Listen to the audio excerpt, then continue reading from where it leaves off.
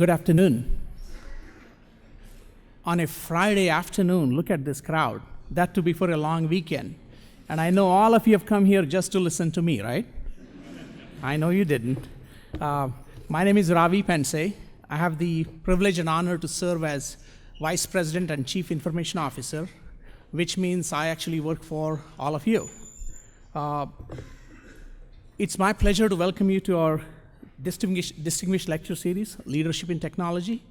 And the goal of this series is really to bring transformational technology leaders to Brown campus to help engage with us in a dialogue to help and enhance our amazing students, and so many of you are here today, that's great, our wonderful faculty, and our dedicated and innovative staff.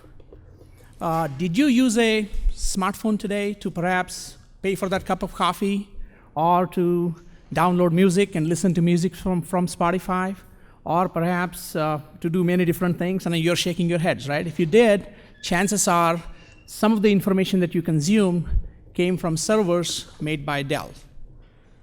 Most businesses and universities, Brown included, are exploring ways to mine and analyze data and to derive insights from data.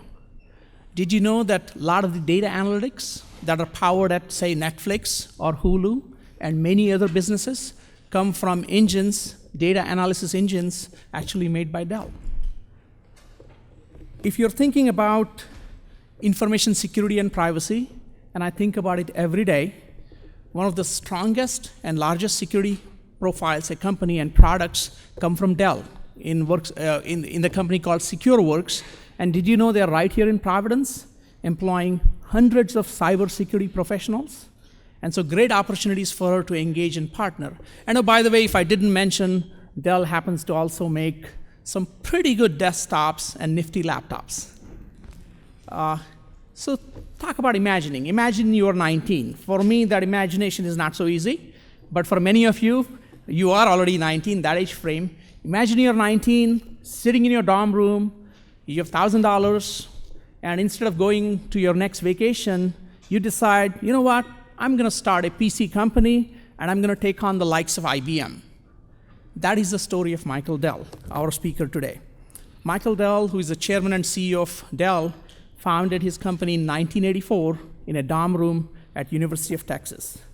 Michael's vision for technology fundamentally changed that technology business. He was the first one to establish a company that was directly marketing to consumers over initially, believe it or not, over phone, and then later on using the web.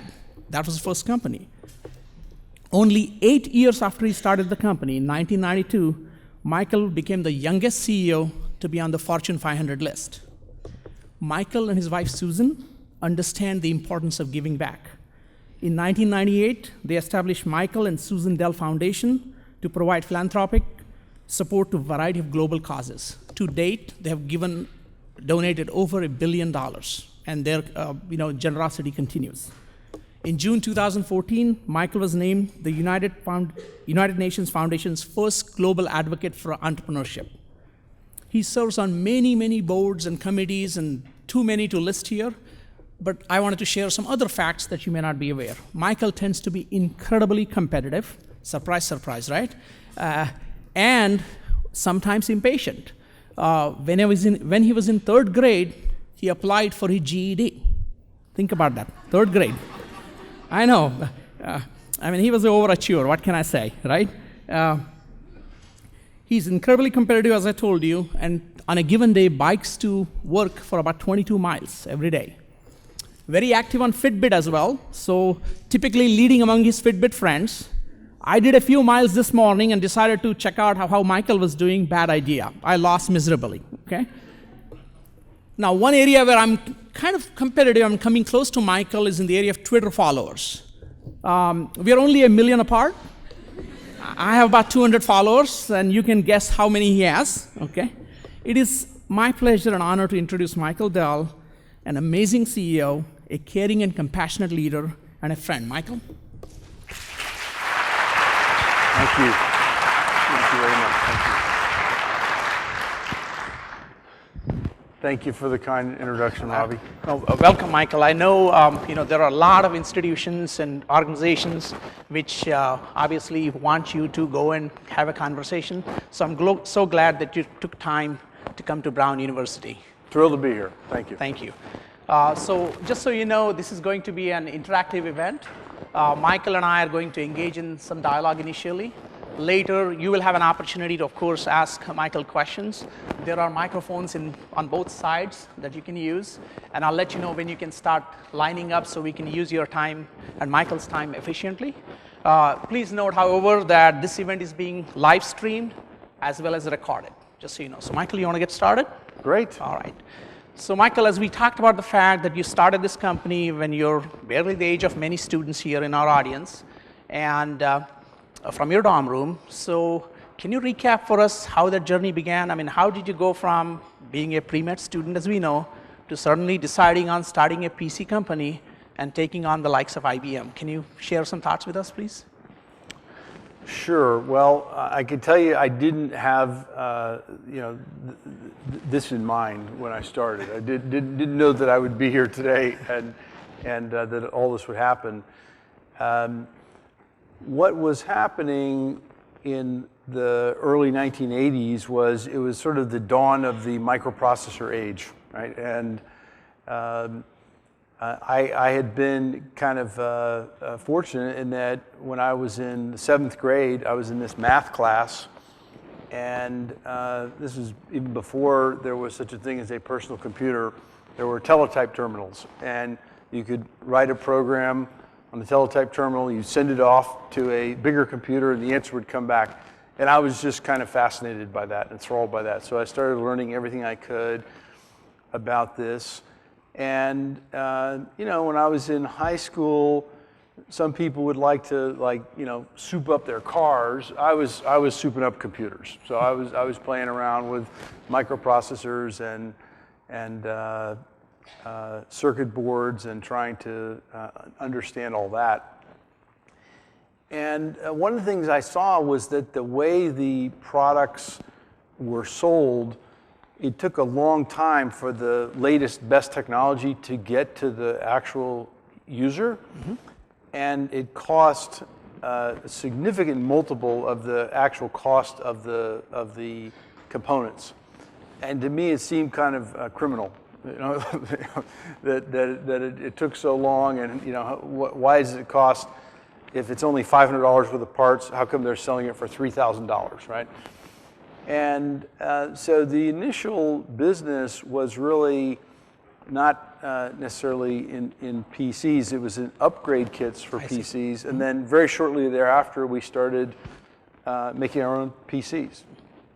And just a little bit backwards, I was a freshman at the University of Texas, and I was pre-med, and I had organic chemistry, and this is really hard stuff, And I'm thinking there's got to be an easier way to make a living than this stuff.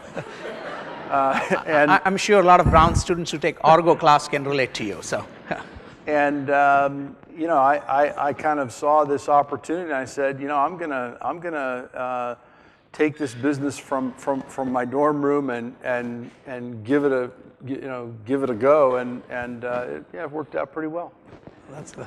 If anybody had checked his net worth today, it has worked out really well, I would say. So that's a great story. But as you indicated, you're a pre-med student, and then I know you decided to start this company, and I know you come from a family of medical practitioners. How did that conversation go with your parents when you made that phone call or face-to-face? It was not pretty. Did not go well. My parents had been sort of the first,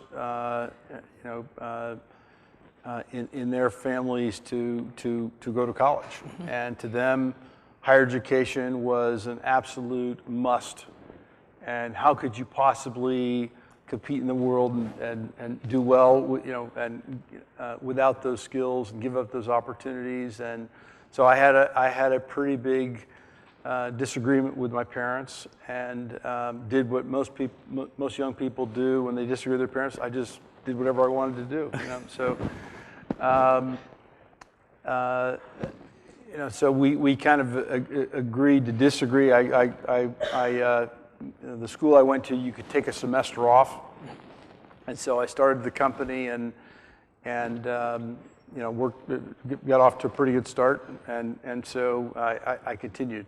But the business grew about 80% a year for the first 8 years in a row, compounded.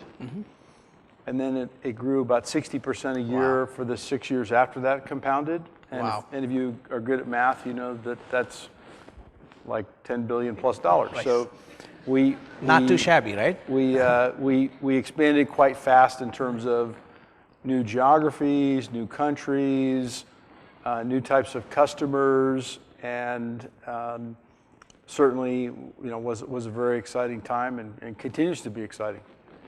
I mean, obviously the name Dell makes sense considering that's your last name, but I have some interesting stories about how you came about the name Dell. Can you share some of that story behind the name Dell with our audience? Sure. Well, I had this customer who was a lawyer when I was in college, and I was doing about $50,000 or $60,000 of business a month in my dorm room, right? And this customer's a lawyer said, you should probably, you got to adjust for inflation too. This is 1983, 84. So the customer's a lawyer, and he says, you should probably incorporate your business. And I said, why do I want to do that? And so he kind of goes through his pitch of why you should incorporate. And afterwards I said, well, what's this going to cost me? And he said, well, I'll tell you what, I need another hard drive for my little law practice here. So why don't you, install a hard drive for me in my computer here, and I'll do the incorporation for you. We'll make a trade. I said, okay, that sounds pretty good. So I had set up the company as a doing business as, right? as a sole proprietor, and the name of the company was PCs Limited. So it was Michael, doing business as PCs Limited. So I go to the lawyer's office. I'm installing the hard drive, and he says, "Okay, I'm going to work on this. I'll come back in a day or two. We'll have it all done." So I come back, and he says, "Well, there's a couple problems. First is we couldn't register the name PCs Limited because it's too generic of a name. So the lawyer names the company Dell Computer Corporation." And then he says, the second problem is you can't start a company in Texas unless you have $1,000. So you need $1,000. I said, well, you didn't tell me that. I got to go get $1,000. I got to go sell some more stuff. Give me a few days and I'll be back. So I sold some more stuff, got $1,000, came back, and so we're Dell Computer Corporation doing business as PCs Limited. I see. And for the first 2 or 3 years, we were really known as PCs Limited, even though the name of the company was Dell Computer Corporation. Fast forward to 1987, we hire a guy to open our business in the UK. I see. So remember, the company's 3 years old. Now we're going for global domination. Okay, so we're Canada too close, too easy. We'll go to the UK. At least they speak a language we can sort of understand. And so we go to the UK. We hire this guy. He's off and running, and he's setting up the company. Well, you can't be PCs Limited because that makes no sense at all. And so he's calling back to headquarters, and he says, what should we name the company? And we're like, we don't know. We're too busy. Just, leave us alone. We're too busy making computers. And so the guy in the UK says, well, I don't know what to call it, so I'm just going to call it Dell Computer Corporation because that's actually the name of the company. So we were Dell Computer Corporation in the UK, and we were PCs Limited as our brand, but actually Dell, as the company name, but nobody had known that name. So anyway, a bunch of the folks in the company came to me and said, we should just change the name of the company to Dell. I was kind of reluctant because I didn't really want to name it after myself. but that's what we ended up doing. I see. I mean, if you want suggestions for names for future companies, Pensay is a good name. Just wanted to let you know. I'll keep that in mind. Just yeah. So, I thought I'd mention it. Yeah. So you know, Brown, as you may know, has open curriculum, and it's very unique in the world, and it attracts you know, amazing, innovative, creative students to Brown. And I have no doubt that through their innovation and creativity, that our young people are going to change the world and change the world for better. So I'm curious about the culture of innovation at Dell. Can you talk to us about how innovation occurs at Dell and how you nurture that culture? We have a culture at Dell that is fast-paced, it's customer-focused, it embraces kind of smart risk-taking. We you know, like to you know, have experiments, and we do lots of startups within Dell, and you know, we like to have big ears, you know, listening. If you think about all the things we do as a company, you outlined some of them today. Well, how did we get to doing all those things? Well, we go and ask our customers, what are the big unsolved problems that you have? What are the opportunities that we haven't, you know, that nobody's really addressed for you? And then how do we build our business around that? So, you know, it's a diverse culture. We like to have fun. You know, this last year we filed 28% more patents than we did the year before. We filed, been issued or filed almost 8,000 patents in the company.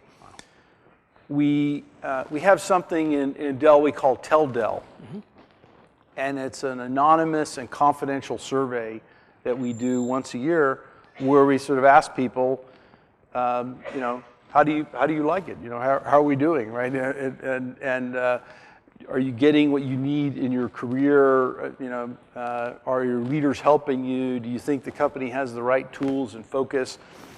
And you know, we track a couple things. One thing we track is the participation rate. Right. If the participation rate is high, that's a good thing. You know, if we get the survey and we don't actually do anything with it, absolutely, then the participation rate goes down because people think it's like a Dilbert cartoon and they don't want to do it, right? But if we get the survey and we actually do stuff, then they go, this is real. You know, if somebody is not a good manager, they don't have good Tell Dell scores, you know, they might no longer be a manager, right? and so we listen to our people. So we just completed our last survey in May of this year. We had the highest participation rate ever. We also had the highest scores ever in 15 years of history. Wow, that's congratulations, that's terrific.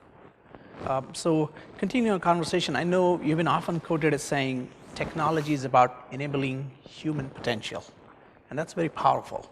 Can you talk about that a little bit more, and with some examples if you can? Technology enabling human potential. Yeah, well, if you think about you know, what are we doing? We're making tools, right? We're making you know, machines that help people, and you know, I think you know, human capacity, whether it's mental, physical, spiritual, I believe is generally far beyond what people realize it is. And if they push themselves and put themselves in more challenging situations, I think you know, they often rise to the occasion. What's interesting about the computer is not to replace humans, but how do you combine the unbelievable creativity, you know, innovation, sort of nonlinear thinking that humans have with the computational engine and ability to, you know, reference and sequence enormous amounts of data. To think about an architect, you know, designing a brand new structure, okay? How long does it take for the thoughts from the architect to actually, you know, make it down into an actual plan? Well, it turns out the interface between the machine and the human there's opportunity to improve that. Yes. It's getting better, and I'm a big believer in human plus machine instead of human versus machine. Right. And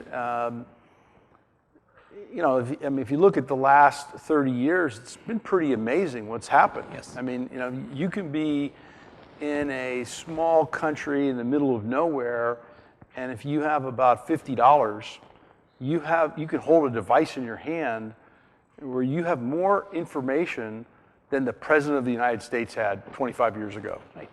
Right? That's pretty dramatic. There's enormous deflation in the cost of getting information and tools, and the availability of all these resources. It's pretty incredible. And that's had a pretty fantastic effect in lifting large numbers of people out of poverty. Not all people, but there are certainly challenges in the world. We can talk about some of those.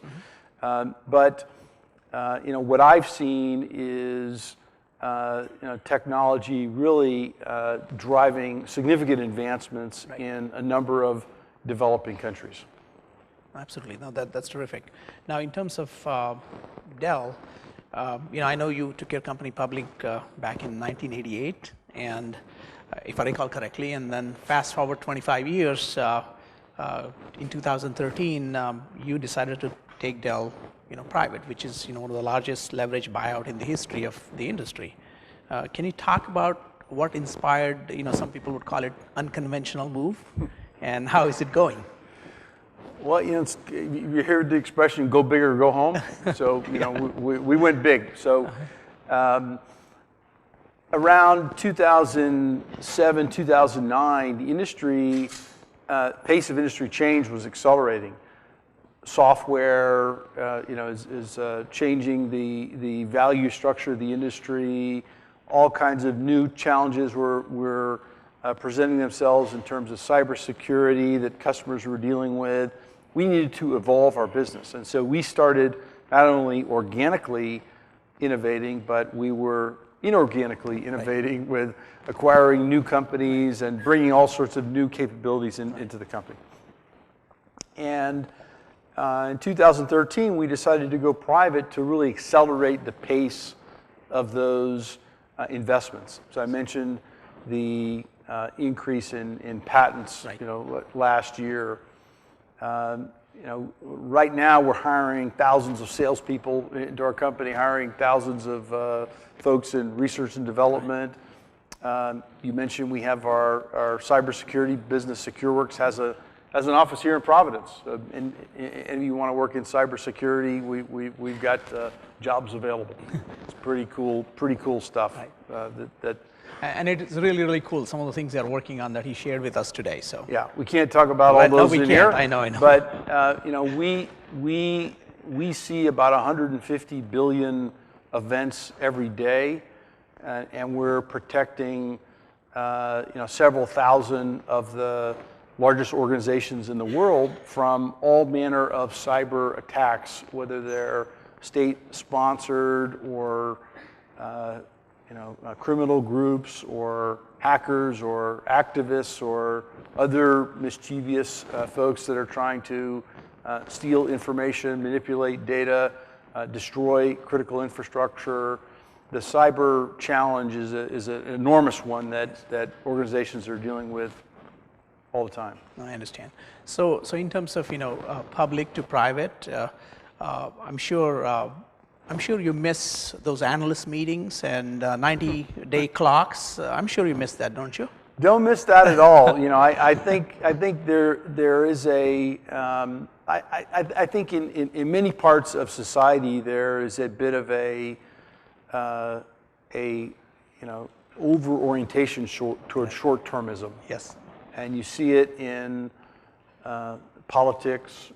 You see it in many fields. Certainly, finance is one. And so the opportunity to change the focus and the time horizon to be more 3 years, 5 years, 10 years oriented is really wonderful. So we can invest in our business and take on risks in a good way and innovations that we think are the right things to be focused on. Oh, that's terrific. I mean, as we talked this afternoon, there is a lot of churn in the technology industry right now. I mean, we hear about cloud, we hear about everything as service, we hear about Internet of Things. In fact, at Brown, we are building an Internet of Things laboratory. What's your view of the competitive landscape, looking ahead to future, say, class of 2020, when they graduate, what they might be thinking about? I think it's a really interesting time. I mean, IT, used to be kind of in the back rooms, in large organizations, and now you sort of can't do anything without IT, and it's everywhere. It also used to be a lot about making the existing process more efficient. And while there's a lot of that goes on, the pervasiveness of digital technology and the cost of digital technologies declined so fast that now you have things that are invented that are completely new, like Airbnb and Uber and Nest. There are many examples like that. And so organizations are embracing this idea of how do we transform ourselves digitally. Some organizations may have a kind of digital fear, right? Because they're wondering, are we changing fast enough? What if these things come and we're not quite ready? Right. And a way to think about it is you have an explosion in the number of devices. It used to be you might have had a one big computer, right, at Brown University, right? And then you have lots of mid-sized computers. Then you have PCs. Then you have smartphones. Then you have tablets. Then you have sensors and embedded. And the number of devices we sell to a lot of the big industrial companies, they're embedding intelligence in their equipment. Right? Cars are becoming computers with wheels. There's enormous amounts of telemetry data. And so everything is getting smart, okay? And so this enormous number of devices, and then an explosion in the number of applications that all of you use, and then the fine-grained nature of the data. We go from 1K to 2K to 4K video. We have 256 slice CT scans, and so there's just an enormous amount. You have like thousands more devices times thousands more applications times thousands more data. So you have just this sea of information. That doesn't really help. How do you turn the information into better results, better outcomes, knowledge, and success, whether it's in a school, a hospital, a commercial environment, and how do you do it in real time? And the reality is that the vast majority of the data isn't used that way today. So that's a big opportunity. So I think in 2020, people will be thinking about how do we use all this information in real time and get something useful out of it. And by the way, as we expand all these new nodes and everything becomes smart and intelligent, mobile, agile, we have to balance that with security. Yes. Because if everything's connected, everything's also vulnerable, and the hackers can get in and mess things up. Right. No, absolutely. That's fascinating. And since you talked about all these connected, globally connected devices generating enormous amount of data, a lot of Brown students are exploring classes in the area of data sciences here at Brown now. Do you have any advice for our students and faculty in terms of your thoughts on that field, the field of data sciences? Well, kind of everywhere we go, we don't find enough people that know how to do that. So I think that's a very good field of study. We'll hire you if you in any number of our businesses, and I think you'll have no shortage of jobs there. Again, just look at the sheer amount of data. We were talking about a healthcare example. Right. But here's an example where you have the typical healthcare practitioner is 1 to 3 doctors. And talk about campfire behavior. it's not a normalized process, and there really isn't a lot of data. How many of you have been to a doctor's office and they have files? I don't mean like digital files. I'm talking like actual files. It's like from another century, okay? And you might have more technology at the grocery store, right? And so the opportunity to digitize and then turn all of this into useful insights and outcomes, I think is incredible. For our industry, I'm convinced that it's how our industry grows from about a $3.5 trillion industry to it's the next trillion. Absolutely. Wow. But it's also how all of our customers advance their objectives. Absolutely. Right? Whether they're in higher education or healthcare or whatever it is they're doing. Oh, good. Thank you. I just wanted to get to audience here in a second. I'll be coming for questions from you in just a couple of minutes. So if you have questions and if you want to start lining up, please go ahead and do that. Can you talk a little bit about how you deal with adversity and challenging situations in life, in business? Oh, we never have any challenging situations. I don't know. We just sort of sort through it and say, what's the right thing to do here for our customers? We have some principles and some beliefs. I think when you don't actually learn anything when you're succeeding. I think you learn a lot more when you fail. Very true. And what you don't want to do is have the same failure over and over again. And so you want to have little failures where you learn, collect information, and then iterate. And if you're in an industry that's changing very rapidly, experience is not necessarily all that helpful, right? Because you can do some pattern recognition and say, oh, I've seen something like this before, but you need to be very creative and you need to be innovative because, there's somebody out there in a dorm room, right? Might be trying to disrupt. Who's gonna come at your business. Absolutely. The next Michael Dell, perhaps, right? Might be disrupting. Well, I'm not the only one who started in a dorm room. Plenty of people started dorm. Some people had garages. Right. I didn't have a garage. So we'll come back and have conversation about the company starting garage in a minute, but I wanted to make sure since people are lining up, so we'll go this side first and we'll come here. So go ahead, please. Ask your question. Please identify yourself, and again, reminder, this is being live streamed and videotaped. So. My name's Matt. I'm a sophomore here, and I'm working on a startup out of my dorm room. There you go. See?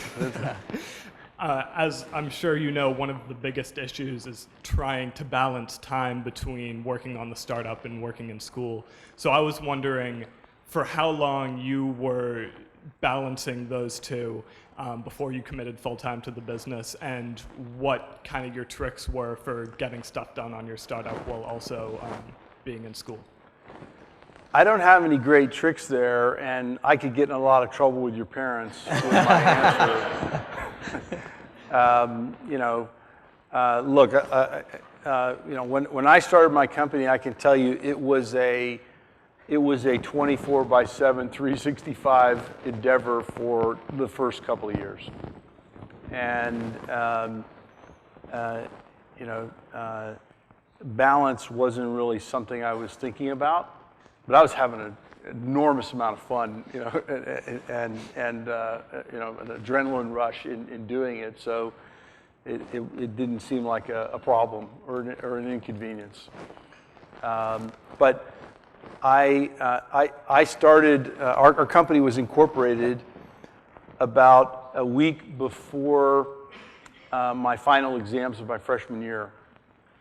So that wasn't the best approach, but that's what happened. All right, thank you. Thank you. Thank you, Matt, for your question. Please. Hello, I'm David Porter from University of Rhode Island. Michael, I feel like we've grown up together almost. In the early 90s, I was buying a lot of your PCs and watching your company spreading them into Europe and whatnot. One of the things about Dell is I've watched it over the years.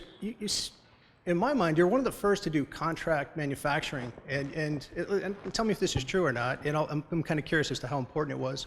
But my perception was that you were able to contract manufacture and focus on R&D and marketing. Is that where the company really spent their efforts in the early years, and was that the secret of your success in terms of growth? I'm not sure I would say it was the secret of our success. What I can tell you is that from a supply chain standpoint and industry ecosystem, we kind of looked at the business in every aspect, and we said, where are we going to differentiate, and what's valuable, and we don't want to reinvent things that we can get from other people. We want to go fast. We want to be capital light, so we're efficient. And so we didn't have a desire to do everything ourselves. So to give you an example, when it came time to go from text to graphics in personal computers, the choices were to develop our own graphics chip, right, or to pick among 4 or 5 companies that were developing graphics chips and pick the best one. And we concluded that even if we hired whoever we thought were the smartest engineers to develop the chips, the likelihood that they would beat the 4 or 5 independent companies every single time was not very high. And so we took a different route than IBM and Compaq at the time. They then, later ended up following us because it turned out and we were sort of forced into it because we didn't have a lot of capital. and so, necessity is the mother of invention, and we found a better, more efficient way to do things because we had to. And we had to deliver more value to customers because they didn't necessarily know our name at the time. Thank you. Thank you for your question. Please. Hi, I'm Jackie, and I'm a grad student in the program in Innovation Management and Entrepreneurship. My question is, what is your 2 to 3 year forecast of PC and server sales, and what is the new corporation upgrade cycle looking like? Thank you. Well, I don't have a forecast. What I can tell you is if you look at the PC sector, and we have a little bit of an expansive definition of PCs. We include things like the embedded computers. Increasingly, we're putting computers in other things. So if you go get your genome sequenced from Life Technologies, there's a Dell inside. If somebody goes to a hospital and they are treated for cancer with a machine from Varian, there's a Dell inside. We have thousands of examples like that where our machines are inside all sorts of other machines.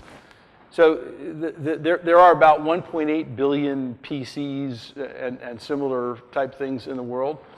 About 600 million of them are more than 4 years old.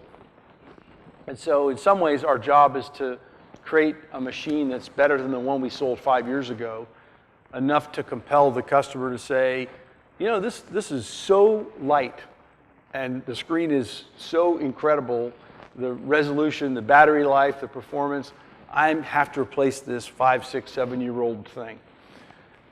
It's actually not that hard. We've been gaining share in that sector for now 11 quarters in a row. We gained 120 basis points of share in the quarter ended the end of September. And then in servers, every time there are 50 new smartphones minted in the world, a new server pops up. Because when you get a smartphone, it has nothing on it. Everything that you put in your smartphone comes from a server. Everything you put in your smartphone, probably goes back to a server. And as you consume more information, every time you do anything on the internet, you go to a server.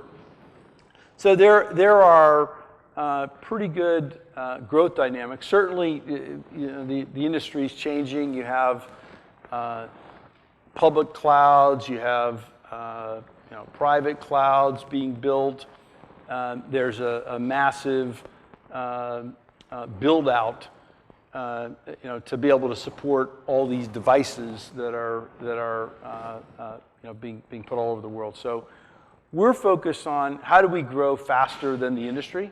How do we gain share? How do we serve our customers and address the challenges that they have, and increasingly learn more about the vertical needs that they have in their industry and help them grow and succeed in ways that are important to them. Thank you for your question. Let's go here. Hi, I'm Jason, and I'm an undergrad here at Brown. My question is, do you think there's room left in the tech industry for another behemoth like Dell or Google or Apple to take hold, or is the future, or is it already set in stone that these big companies are the only ones that can really exist to that level of size? I think the evidence would suggest that there is always room for new ones. I mean, if you look, first of all, the industry is about $3.5 trillion, as I said. You have some new companies that have popped up in a relatively recent time frame. Alibaba, Facebook. These are relatively new companies. If you look in the 3.5 trillion, nobody has like 10% of the 3.5 trillion. There are about 10 companies that have maybe more than 1% of the 3.5. We have about 2%, and we just like 3 or 4. So total pie is growing. I think you're going to see all kinds of new companies, and you'll also see companies going away. I mean, it's a tumultuous business. It's a change or die business. You have to evolve and keep doing new things. Let's go here. Hi, I'm Angela, and I'm a sophomore here. My question is, what was your biggest challenge in starting and running Dell, and what did you do to overcome that challenge?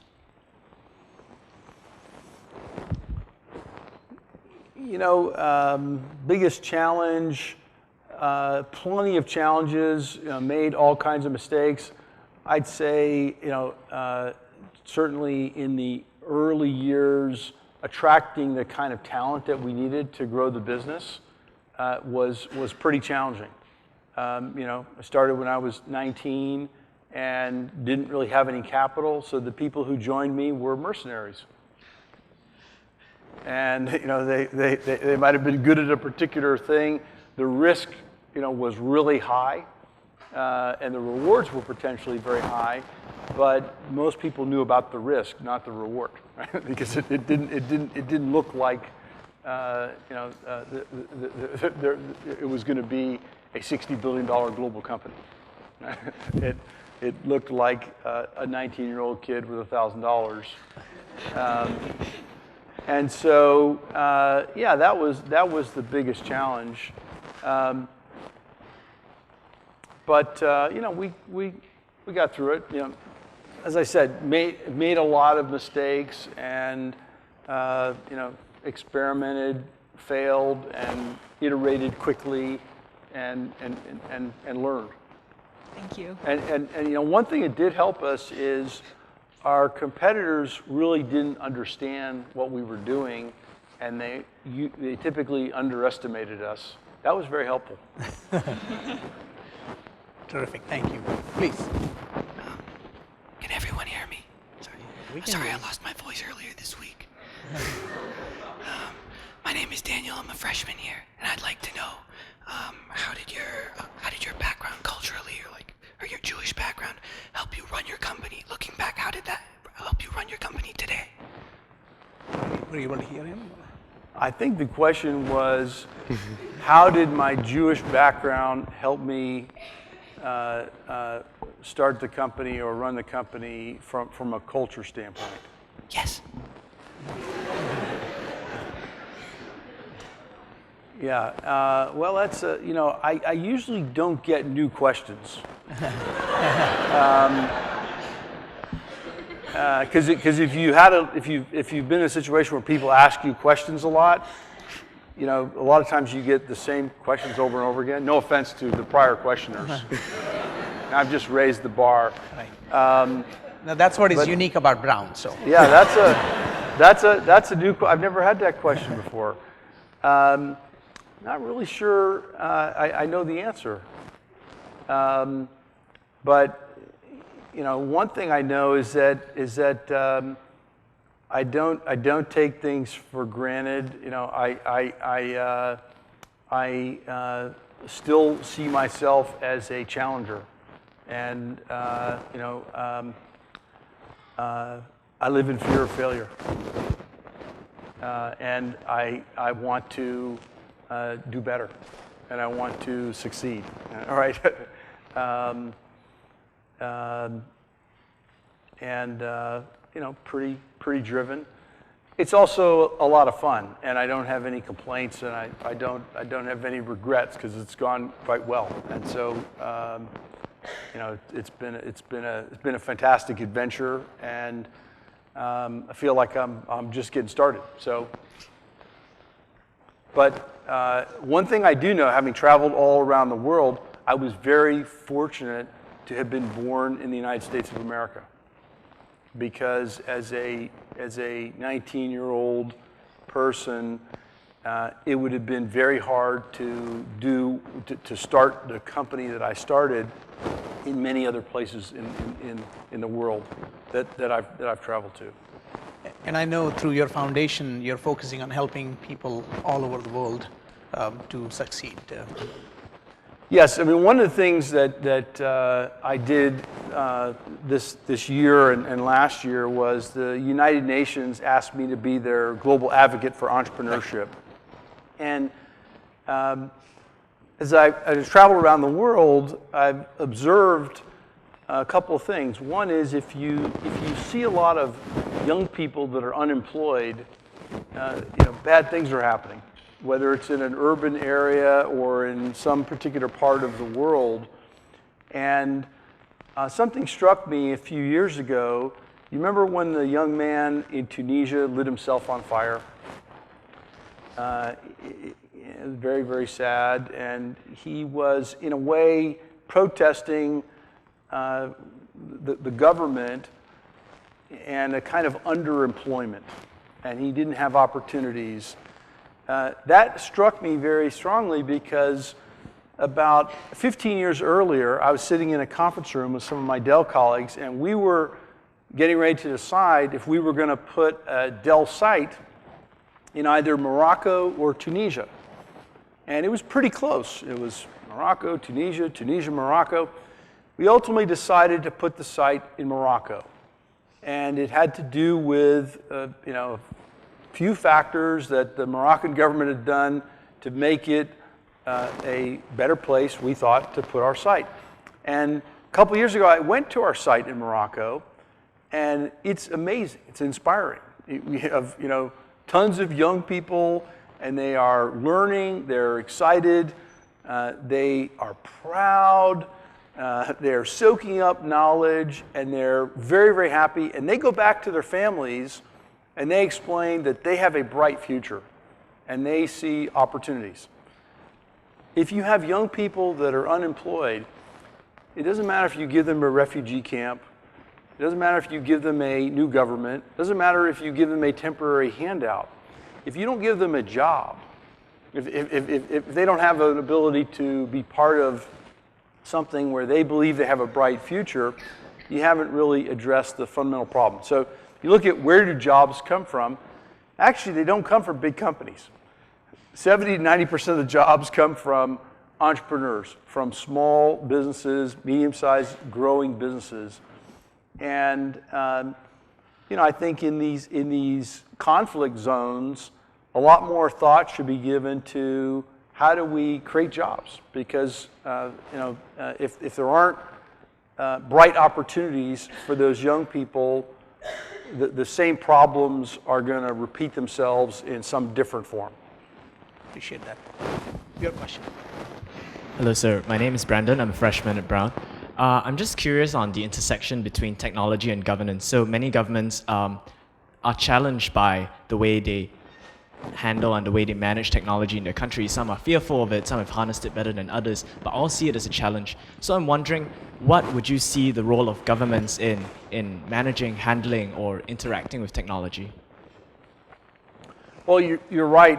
I think governments are trying to figure out, first of all, how do they provide citizen-facing services where the citizen is used to click, and something happens, versus I have to go stand in a line, fill out a form, press hard 4 times. What? I don't understand. So governments are trying to figure out how to adopt, and of course, it's a whole lot easier for work and information to flow across borders. So there are big issues for governments to deal with there. And the speed and pace of change of governments, in many cases has not been great. But look, they've never been the early adopters. But more and more, governments you see being pretty proactive and focusing on how do we educate our people, how do we create modern cities, how do we leap ahead and make sure that our people, our society is winning in this digital age. There aren't easy answers, and just like all sort of legacy or traditional industries are disrupted, governments are being disrupted too, right? And they have to respond. Thank you for that question, please. Hi, my name is Ashley Conner. I'm a first-year PhD student in the computational biology track, and I'm also a board member at the Anita Borg Institute. So my question's related to that. What do you think are the next steps that we should be taking as a society and more in tech to integrate more women into technology and to computer science, as well as retain them? There's a problem of retention, as you might know, through Dell. It's a big problem worldwide. So what do you think about that topic? Yeah, it's definitely a challenge. I think it's a challenge both in terms of the pipeline of graduates that we see in computer science. At Dell, we have our largest employee resource group is our women's employee resource group, and it's fantastic in terms of here's the challenge. Let's say you're a computer scientist, okay, and you join a group at Dell, and you're in a team, and there are no other people that are like you. Okay, well, you might feel like you don't belong. But actually inside Dell, there are thousands and tens of thousands of people like you. They just might not be in your group. And so we use employee resource groups as one way to do that. We have all kinds of programs that we've created and supported inside and outside of our company to help diverse communities, certainly including women in the STEM fields and in the IT sector.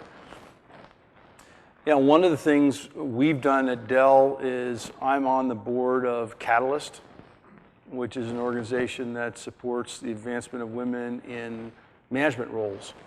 And we have a program called MARC, which is Men Advocating Real Change. And I think one of the things that you realize as you dig into this issue is the issue is not just the women, it's the men, right? And do the men understand what the challenges are for the women, and how do you create an environment that allows anyone to succeed, everyone to succeed? And so we have been either the first or one of the first large companies to really adopt that. I chair our Global Diversity Council at Dell, drive the issues. We're not perfect, right? There's lots of room for improvement, but it remains a continuing focus and passion to make progress. Thank you. That was a great question, by the way. I know a lot of you are lined up, but we only have about another 4 minutes or so, so we'll try to get to as many of you, but if we can't, I apologize in advance. So let's go here.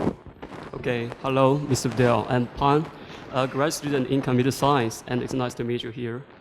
I have 2 simple questions. First is that, can you give any advices like a young man like me who want to be as successful as like you? Yeah. My own answer is to be, first, have a great ambition, and second, hardworking as much as you can. And that's what we have done, yeah. So I want to listen to your... I would say you need to be fearless. Don't be afraid to fail. And if you're not afraid to fail, nothing can stop you. Thanks. Although, second question is that, what's the most important aspect of you or your personality making you different from most of the people on Earth? Well, I'm not sure I know the answer to that, but I do think curiosity is way underrated. You mean curiosity? Curiosity, yeah. Only curiosity? I think it's way underrated. If I had to place my bet on one thing, I'd put it on curiosity. Thanks very much. Thank you for your question. Let's go here. I'm Diraj. I'm a freshman who wants to concentrate in CS. My question was about categorization of products. So in the past, we used to have like smartphones, tablets, and PCs and laptops. But like with new announcements from like Microsoft with like the Surface Book, we've seen like a merging of the smartphone with the PC and the PC with the tablet. Right. And Dell also has like computers that have touchscreens. So sure. I was wondering what you were thinking about like the market heading towards more merged products versus like discrete. Yeah, I think you're right. I mean, our industry tends to get into the semantics of, oh, this is, this product, this is this product. If you look at a tablet, a lot of people with a tablet have a keyboard for their tablet. If you have a tablet and a keyboard, that's a notebook, right? So, get over it, right? So, and I think, a smartphone, it's a PC, but it's really small, right? It's a smartphone. So, I think, look, the ingredients, you're right, they're very, very common. I think they're going to be different form factors. Some of them you'll wear, some you hold in your hand, you put in your pocket, you carry them around, they're physically mounted. The net of it is that for every human on the planet, there are going to be more than 10 of them, right? And so they're all over the place, and the number of them are multiplying. And as the cost comes down, technology is kind of like a gas. It expands to fit the space available as the cost comes down. And the uses, not all the uses are great. And cat videos, I don't know how much that helps the world. But if it doesn't cost anything to have cat videos, you're going to have a lot of them, right? So, as the cost of technology comes down, you get way more usage. Let's go here. Thank you. Hi, I'm Cliff Weitzman. I'm a senior studying renewable energy. I run a tech company that I'm going to go work on full time after I graduate. Initially, I was going to ask you about the growth of your company, how you dealt with the with the new people that were coming into your company and how you adapted, but you brought up a more important topic regarding Tunisia. So there's a lot of unemployment in the world. There's a lot of people who are underemployed, and according to economics, creation of value comes from a combination of labor and of capital. And running Dell, like you said before, you deal with a lot of the capital that really allows for productivity. What are some systems that you've seen in the world or think should be implemented that could employ as many people as possible and minimize the amount of capital that goes in to maximize the amount of output so we could put more people in productive work and make people really more satisfied? I think the best thing you could do is help make it easier for people to start new small businesses. I mean, that is by far and away, I think, the best thing. If you look at these places where there are large numbers of unemployed people, it's pretty hard to start a small business. Now, in many cases, there are skills issues. Do they have requisite needed skills? But still, I mean, you see, big differential outcomes in places that are very close to each other, where certain things were done to make it easier, and the results are much better. It's interesting if you look at China and India.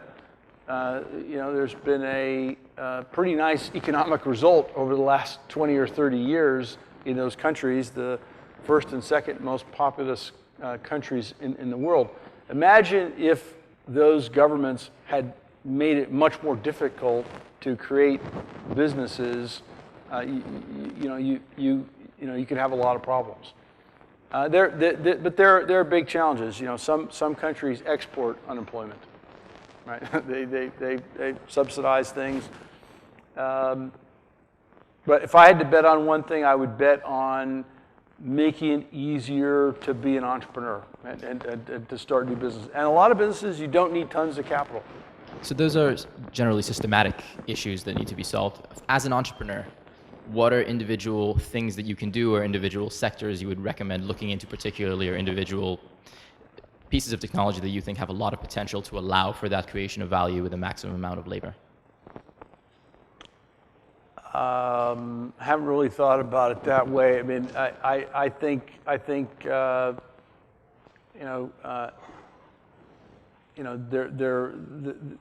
kind of limited by your just imagination there. I mean, I tend to understand industries related to technology and really interested in some of the biosciences and the intersection with technology. I think those are really interesting areas.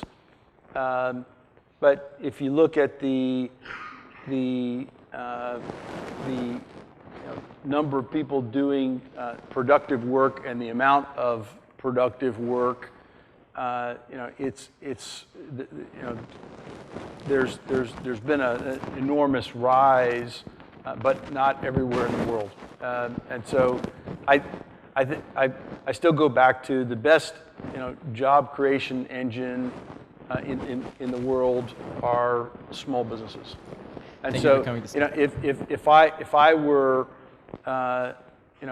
in one of these countries that had high unemployment, I would go out of my way to try to get new businesses started. And so, some of the countries are doing a reasonable job at that. I think that's really the only way you're going to employ large numbers of people. There are also big issues, right? Manufacturing is becoming much less labor intensive. We can make 10 times more things now with the same number of people that we could have 6 or 7 years ago. So if you think manufacturing is going to consume all the labor, you don't understand what's going on with productivity and technology. And I'm sorry to interrupt, but unfortunately we have literally run out of time, and Michael has a very tight schedule, so I apologize, I can't take any of your questions. Very sorry about that. So I do want to acknowledge our event staff. You guys did amazing things, so thank you for all your help. Ron Dunleavy and your team, media team, you guys are amazing. Thank you for your help. Jovi and your team, thank you. And our DPS, Department of Public Safety, and Mark Porter, you guys did amazing things. Thank you so much for all your help. Michael, I can't thank you enough for your assistance in coming here and sharing your wisdom with us. This was wonderful. We do have something small for you to take back so that you'll think of Brown on your way back. So thank you very much, Ravi. This was a great honor for me. Thank you so much. Thank you. Thank you very much. Thank you.